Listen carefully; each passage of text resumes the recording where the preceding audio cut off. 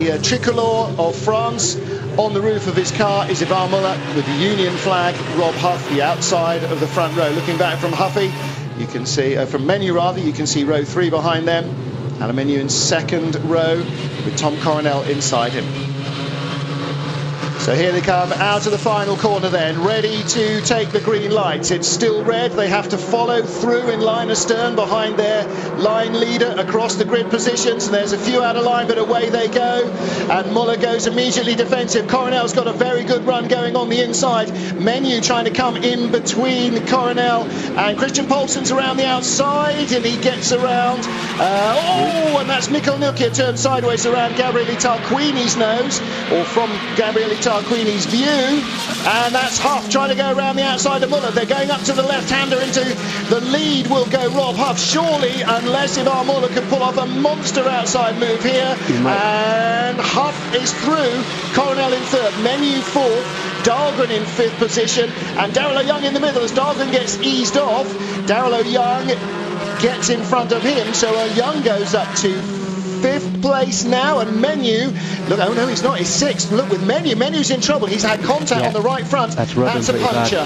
Yeah, I don't think that's going to last too long. It looks pretty aggressive, the smoke coming off there. Yeah, Menu is dropping like a stone. Looking back from Rob Huff, and Huff, well, we talked about in morning warm-up how cool, calm and confident he looks. It's a right rear rub, not a right front rub, I think, on Menu's car. Looks like the rear wing has been knocked askew. But Huff taking the lead boldly from Muller around the outside of the first corner to keep him in contention, and Muller's pushing. Well, you know, they're first and second, Coronel third, Poulsen fourth. The BMWs that have been so effective in past years, they've won every year on this track, BMW, at least one of the races. Daryl O'Young looking inside Alain Menu, doesn't want to tag the blue Chevy with his yellow one, but he knows that Menu is limping at the moment, or at least slightly delayed. Yeah, you'll see Alain and think he needs to get past him if Alain's going to back him into Dahlgren, which could push Daryl back into the problems, but like you say, he certainly doesn't want to take him off. Now our timing screen is saying that Tarquini has dropped right down the order as well. I didn't see that. Let's see if we can see him. Nukia is still there, further back behind Franz Engstler, it looks like. Look at Montero, look how far Montero's come up as well. Nukia coming back. Now he did get tagged sideways, he goes by Engstler, who's got Via behind him, and that is for 8th. Oh, good move. Yeah, don't forget, Thiago Montero starting on the back row of the grid. He's in this queue, and so is Norbert Michaelis as well. But Freddie Bart is still right at the back. Hasn't been able to get by fellow Swiss Urs Sonderegger at all. Huff and Muller pulling away from Coronel, and Poulsen and Menu is still in there smoking but dragging that tyre around. And behind him is Daryl O'Young with Robert Dahlgren, the pale blue Volvo. And Daryl's going to make him go the outside way round if he wants to go round. He tucks in and he's looking at the inside this time, Dahlgren. No dice there. And Tarquini is in trouble. In the pits, I think. Was that left rear wheel kicked in? Yeah, he's coming to the pit lane now. Yeah. It just looked like an odd camber angle on that left rear wheel. It looked like it had positive camber, where the bottom of the wheel is further into the car than the top is, and that shouldn't be the case, not unless he wants it to really slide. And again, in the background, you saw Montero pulling out to go by Javi Via, I think. As Huff and Muller lead, there's Coronel with Poulsen. Those two must not get in each other's way. It could be two good results for both of them, and they could really do with them here. And there is Dahlgren in that pale blue Volvo all over Daryl O'Young, but still can't find a way through. The Volvo seems very, very strong in the final sector there. You keep seeing it close up, and we saw in free practice it was actually fastest out of everyone. In the third sector is definitely a BMW sector, so it'll be interesting to see how he can use that to his effect, where the other front wheel drivers are struggling in that part of the track. Then he might be able to make something of it. Well, they fine-tuned their chassis around the bigger 5-cylinder normally aspirated engine. The turbo engine, as Tarquini's car gets a bit of an exam. Actually, that's Bart's. Well, that'll be still trying to find that misfire. Tarquini's in the pits as well. Dahlgren's car, they've had to change the engine, the gearbox, all the cooling. As a result, the aero is slightly different, and the basic chassis setup is different as well. So they're still almost starting again from scratch, whereas the Seat, at least the suspension and the chassis setup is the same. The engine, gearbox and drive shafts have changed, the weight balance has changed, the drivability has changed, but as far as setup actually of the car, they are still roughly in the same ballpark, but Dahlgren was saying no, the Volvo's really quite different from how it was, so he may find that either the handling gets better or goes away during the race. Ooh, Menu looking at the BMWs, and that rubbing tyre obviously hasn't slowed him down very much at all. I wonder if it was just the rear bumpers being pushed into his tyre a little bit, and it's probably rubbed it out now. And may well be, or it's just worn a groove down and it's no longer touching except for maybe under compression. Now then, look at this. This is Poulsen looking at Coronel for third. You see that camera angle made it look a lot closer than it actually was, but here comes Menu around the outside to inside on turn 4, and he goes by for fourth. That was a good move. That was nice, wasn't it? Well, Poulsen allowed that to happen by going offline. He was deep into the corner, didn't carry as much speed between the left and the right there, and left the door open for Menu. Poulsen had to try and defend, but Menu carried too much speed. Poulsen doesn't really need to get involved in a fight with the manufacturers either. His gripe is with the independents, so he'd be happy. He's leading the independents at the moment. He'll certainly be trying to concentrate on that. But of course, he did have Menu between him and the yellow car of Darlow Young, and now he doesn't. Let's take a look again at the start. Look a little further back, just to the right of your camera shot. There's Tarquini with the green windscreen strip in the middle. It was Tarquini that tagged Nukia sideways, and Nukia had two massive saves mid-corner. Look at the yellow car. Lock stops, and again gets onto the lock stops a second time. Lock stops. Look at that. No, power comes in. Oh, he gets and another again. tag. That's why. I thought it was when the power came in somehow. He just about managed to save it. This was around the outside. It's a bumping and boring. That's the Volvo of Dahlgren who got rattled off. That's where Menu picked up the damaged bumper on the back that was rubbing right at the beginning. That was in corner 3 and 4. There's Mario Tyson, shortly to retire from BMW Motorsport. This is probably his final hurrah in World Touring Cars. He's probably going to Lime Rock for American Le Mans and then the Nürburgring 24. And that'll be packing away the desk and the photos and heading off into the sunset as the new chief of BMW Motorsport takes over to head up their DTM campaign for next year. It'd be nice if they could get a podium or two this weekend at a track that's always been good for BMW, but Menu's got other ideas, hasn't he? This is the battle for third. Coronel doesn't seem to be able to hold the BMW to anything like the tight line that Alain Menu can do with that Chevrolet. Rob Huff's just set the fastest lap of the race on the last lap there, and Muller has done the fastest sector 1 and sector 3 also on that lap, so we'll have to keep an eye on the lap times here and see how much the Chevrolets are going to drop off. Yeah, 2:10.8 and 2:10.9 for the leaders. Coronel in third, 2:12.2. So there's no question that Menu can go quicker than Coronel can. Everybody else behind, apart from Menu, who's doing 2:11s, is in the 2-minute 12s. And there is Norbert Michaelis, the orange and black Densian colours on his Zengo Motorsport BMW, and he has got up to 10th position from 19th on the grid, hasn't he? So he made a good start, carved through the traffic quite nicely. The question is, can he get any further up? He just passed Franz Engsler on that last lap, Norbert Michaelis.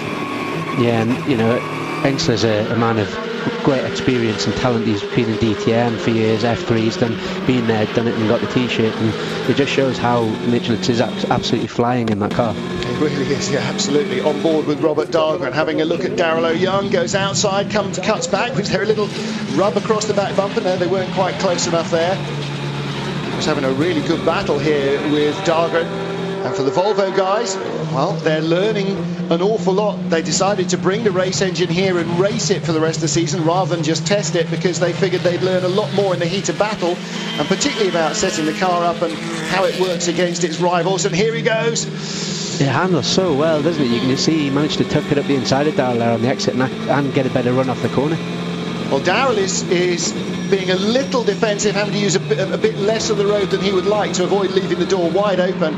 But yeah, there's no question Dahlgren is really... We were talking actually about Formula Ford, because that's where he started. That's when I first came across people like Robert Dahlgren, Richard Jorensen and all the rest. Loads of Scandinavian drivers used to come over to British F3, British Formula Ford, and we were talking about the Formula Ford days with Tom Coronel, who also did British Formula Ford, and they were saying, yeah, I waited... you know, you heard so much racecraft, and in fact he's doing exactly what we were talking about there, ducking and diving in the slipstream, just trying to find a little advantage in equal powered cars. That's what Menu is doing at the moment. Although his car might be a little more equal than Coronel's, he's still going to have to find a way past the BMW to try and make it up into third. Looking here at Tom Coronel in the dark blue BMW and looking back at Alain Menu. This is third and fourth. Christian Poulsen, the white and blue Engstler BMW, that's in fifth. Then Darrell O'Young, the yellow Bamboo Engineering Chevrolet, ahead of car number 30, the pale blue Volvo of Robert Dahlgren. Then Mikkel Nukia, the yellow Seat, ahead of Javi Veer and Norbert Michelis. That's your top 10. And you can see the lead pair, Rob Huff and Ivar Muller, a long way clear, and predominantly because Coronel is 2 seconds a lap slower.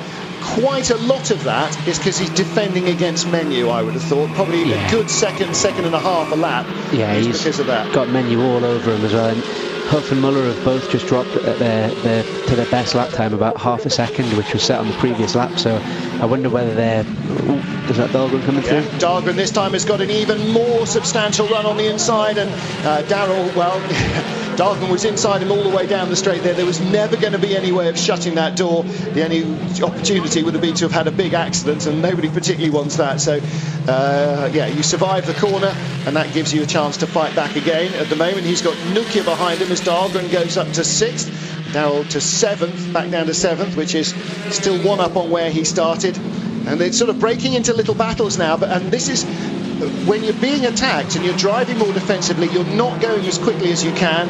Coronel's holding up a little group, and the Dahlgren O'Young battle has sort of grouped these cars together as well. You can see Mikkel Nukia there around the outside of Javi Veer. Veer got a run on him. We're on board with the Spaniard, and there is applause as Michelis moves up. He's got by Javi Veer as a result. Look, oh no, he hasn't. He's alongside him. But he now has. I think we're going to see a mighty independent battle here, I think, and probably Dahlgren might just get past Poulsen, and that's going to push him into the battle as well. Yeah. All these guys are so close on points as well, so they have to beat each other. Well, Michelis, there's the Zango team, and there is third place Tom Coronel. Coronel, Menu and Poulsen. Poulsen was 2 seconds in front of Dahlgren at the line last time, and we have got 4 to go after this. So there is definitely a possibility. What lap speed? Well, Poulsen did, Menu did, Coronel rather, did a 2:12.2, and Dahlgren did a 2:12.3, but Dahlgren in clear air this time, because he spent 3/4 of the last lap behind Darrell O'Young, might be able to produce a bit more pace. I think perhaps Darrell's got a fairly major drop-off looking at his lap time there. He's significantly slower than the cars around him. Well, don't forget, the last lap he got jumped by Dahlgren offline and then was desperately defending against Mikkel Nukia as well, so that would have taken a lot of, really put a crimp in his style. And as for this battle, the question is, does Muller have anything to show Huff? And if he does, is it going to be last lap lunge, penultimate lap lunge, or is he just going to have to, I don't know, wait for Huff to make a mistake? And at the moment, that might be a long time in coming. Huff, it doesn't seem, it's like a golfer whose swing is good. He hits every ball square. It's going really well. Huff and Muller then, first and second.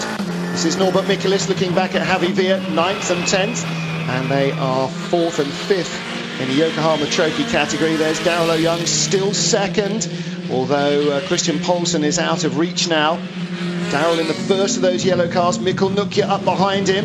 Nukia with the turbo petrol engine. Norbert Michelis also with the turbo petrol in that BMW, of course.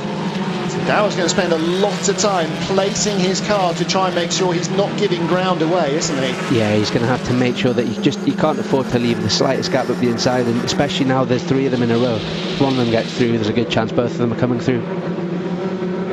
So down into the first corner. Again, Nukia with a tight line. Michelis is right there as well. Tarquini back in the pits again. Freddie Bart still in the pits. He came back in second time. So neither of those cars, it would seem, is going well. Meanwhile, still the battle for the podium position.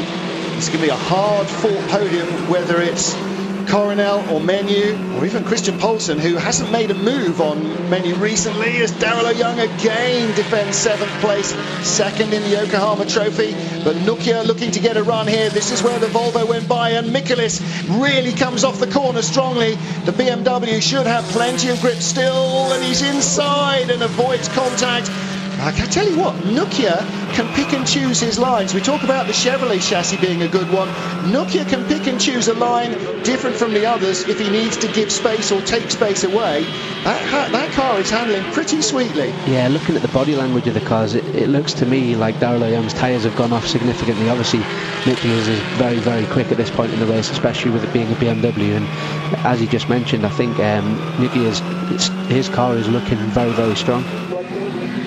It seems Darrell might be just struggling with understeer on the front of that car, seems to be washing out really only on sort of nodding acquaintance with the apex on half the corners. Well, there is the Roal Motorsport team. They've had good results here in the past.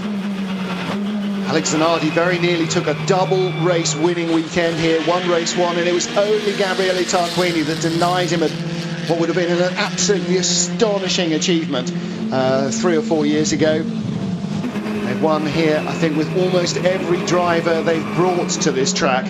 Sergio Hernandez, Felix Portero, Alex Zanardi, and Tom Coronel looks like he might be keeping that alive. If he can finish on the podium, he won't win here against the Chevys, but if he can finish on the podium, that'll be a big boost for Roal Motorsport, Roberto Ravaglia and Umberto Grano's team. Oh, and there is Hart, there is Menu down the inside of Tom Coronel, and so much for the podium. See, you should never say those things as a commentator, talking about what might happen, because Menu got a great run on Coronel there and straight down the inside of the first corner, and now he'll be clear to try and pull away from the BMW as Poulsen looks at Coronel as well. Again, they managed to avoid contact. Poulsen's got a good lead at the independents again, and going back to that, he doesn't really need to get involved too much in that, but it's all kicking off behind him. It is, isn't it? Cars going in every direction. You almost didn't know what corner you were coming up to there, because there was a disparity with some going left and some going right and one in the middle, and the one in the middle was Darrell O'Young. He's like an England batsman playing an Indian spin attack. He's just right in the middle of his pitch, of his crease, and he's defending like Vilio. And Nokia in the other yellow Seat, and Michaelis and Javi Villa, who was our camera car there for a moment, are all hard at it as well. This is O'Young in 7th, Nokia in 8th, Michaelis in 9th, and Villa in 10th, and Engsler and Bernani are just behind them, 11th and 12th. So the group of BMWs there. Like you said, Darrell Young's, you can see he's just hanging on to this, and I hope, well, I guess by the end of this race he's going to be, he'll have done very, very well to hold on if he can. Tell you what, he won't have had an easy time of it at all, will he? Well, here's the move from Tom Coronel's view.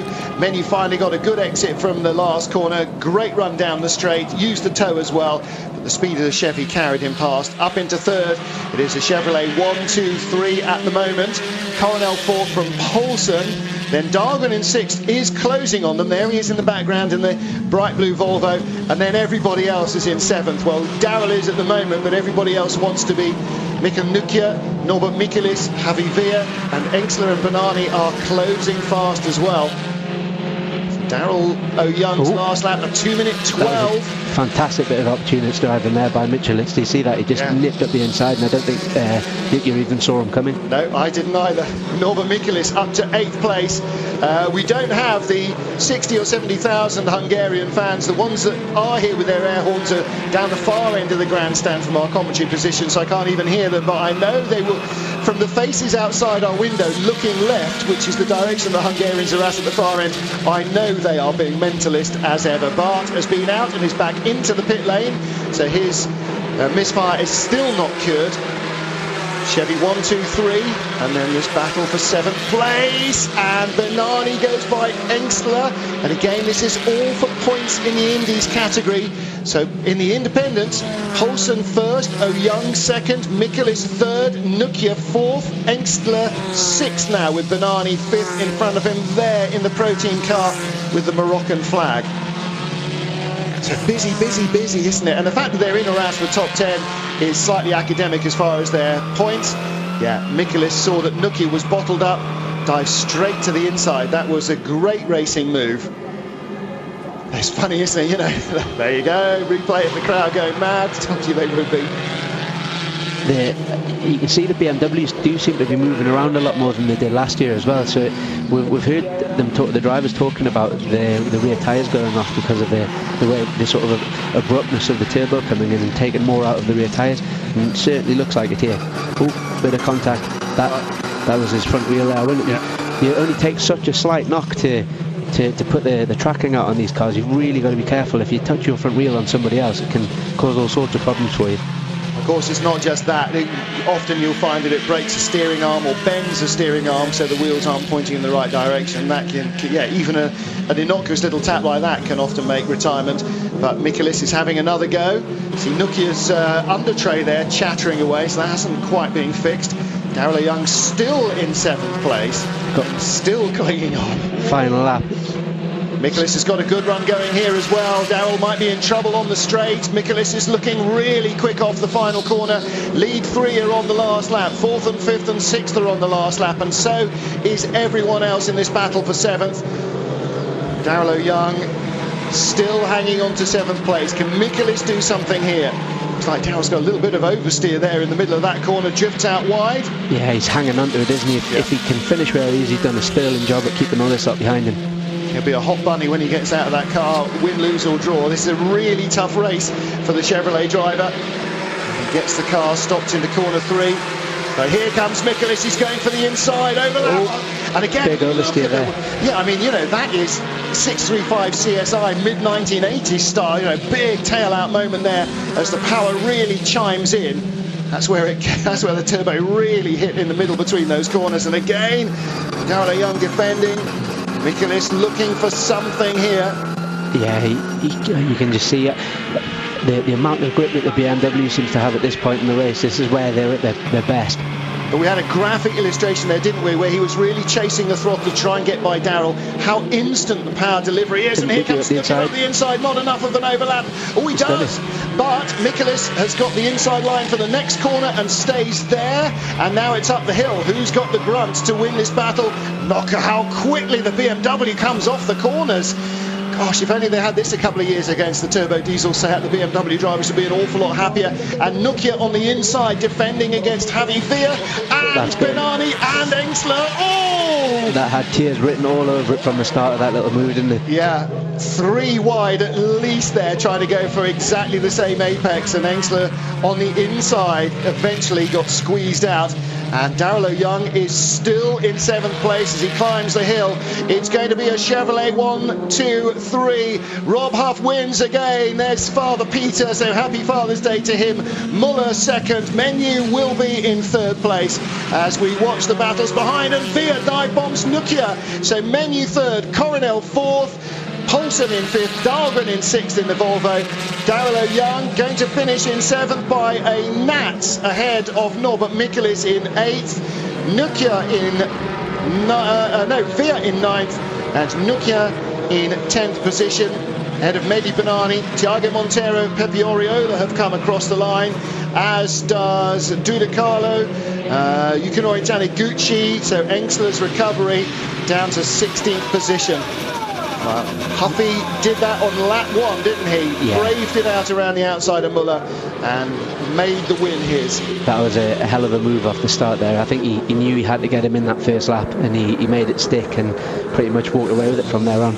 He's so often in the first lap of a race, you know, the pressure is on, everybody needs to get into their rhythm, and if you can make a move on the first lap, it's worth 10 on the last.